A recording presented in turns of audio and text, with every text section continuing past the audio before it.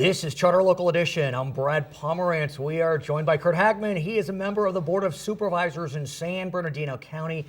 And sir, I gotta tell you, I was incredibly spooked when I saw the fire on the freeway going into Victorville, heading down the Cajon Pass. And I was stunned when I learned that firefighting efforts were hampered, thwarted because of drones. Could you explain what happened? Yeah, absolutely. This year, the FAA finally released the ability for private folks and companies to buy drones. They are very useful in many ways, and I believe that the technology is a good thing eventually. Actually, can I interrupt for a second? This is actually crazy. So my daughter, I don't know if I told you this, my daughter's a soccer player, and we were playing a very highfalutin team 6 months ago. She's playing soccer. She's in 7th grade at this point, and all of a sudden I look up and I see something flying around. Someone flying filming a drone. Yep. They're filming a soccer game, 7th grade soccer game with a drone. So yeah, great technology for some purposes. Yes, but there's some great things, but they have to be used responsible. Right. And we had 3 fires in the last couple months, Right. 3 or 4 fires actually in San Bernardino County. With the drought in the largest county in the United States, we're going to have these things. And these drones are coming up and blocking our helicopters and aircraft from dropping fire retardant in water. This is remarkable to me that these drones, which really aren't that large, can cause such tumult. And that's what they're doing. They are causing tumult. I had said to you, I mean, to me, I would think, whatever, just drop the water and the drone goes down with the water, but it's not that easy. No, it's a small target. You don't know where it is. It can move very quickly. Remember the big airline crash back east with just a few ducks that got sucked in the airplane engine. It can actually cost people's lives. It has been, stopping our firefighting efforts, more damage to property and everything else. San Bernardino County just passed an ordinance to give out reward money to anybody who could let us know who interfered with our firefighting operations. So as I understand it, the reason why you can't just ignore it and drop the water on it is that, like you said, just like birds, the drones could get sucked into the blades. It could. Or if it's an engine on a plane, it gets sucked into the plane. Yeah, or what's underneath the drone. So the drone's flying over population, other property, you don't want that water to be dropped out because that heavy weight actually damages things. So we know there's efforts both from the federal level and the state level to both make it a felony, make it a... But let me ask you before we get to the remedies, because I do want to talk about that.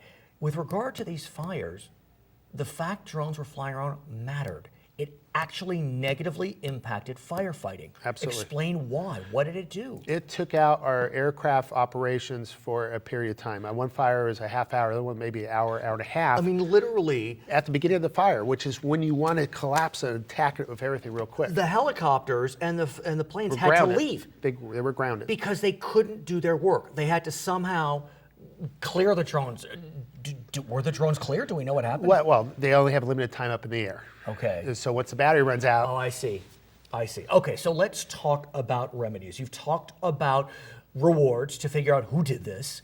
I'm pleased to hear it wasn't the media, apparently, because I could see drones being a media tool. I can see that, but they're also responsible enough to know where the helicopters can fly, stay away. They would do the same thing with the drones. Okay, so San Bernardino is looking for the reward. I understand on the state side, there is legislation pending. Your friends Mike Gatto and Ted Gaines, Democrat, Republican, they have legislation that would fine folks. What do you think about the state legislation and could put them in jail? Well, if you remember a couple of years ago when I was in the legislature, we actually did go over a lot. We had hearings, weeks of hearings on drones, because I'm a big advocate of the good use of these.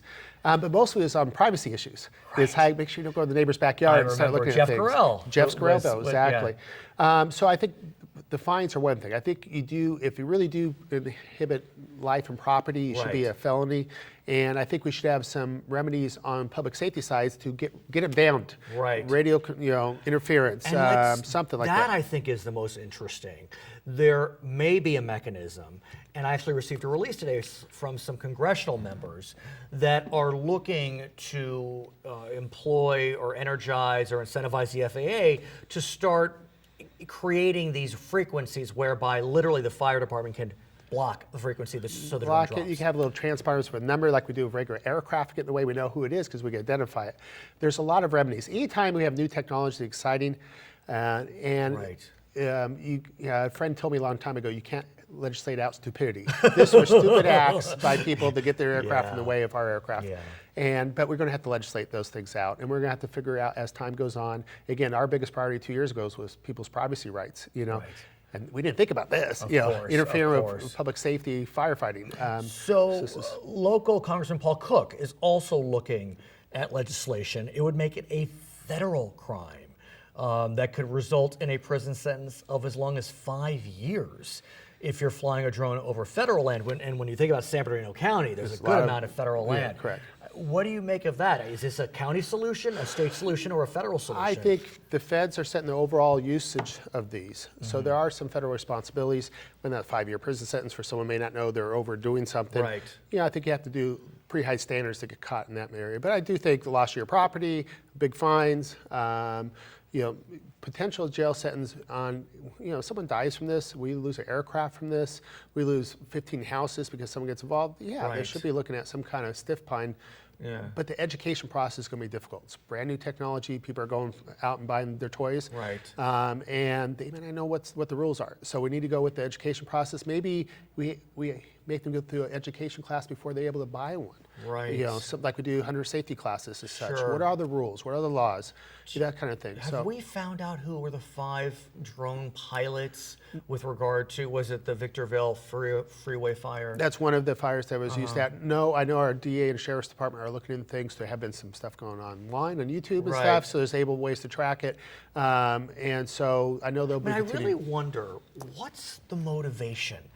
Forgive me, I can imagine, again, I'm back to the media, back to my colleagues, I can see the media wanting to use them for filming purposes, but what's the motivation to have a drone flying over a fire? Well, same thing like anybody else stops and looks at an accident to see what happened. So the drone has a camera. Fire. They have cameras.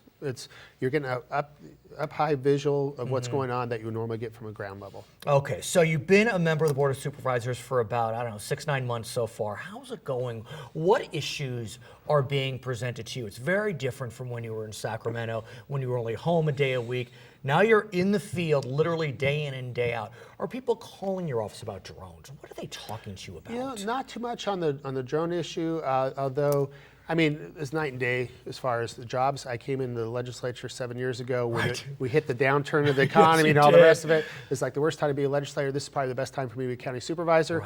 We're the #1 growth area in the United States, the #1 place for small, medium businesses to grow. And if housing starts, everything's good right now. And I want to talk to you about that because San Bernardino County was ground zero for the recession.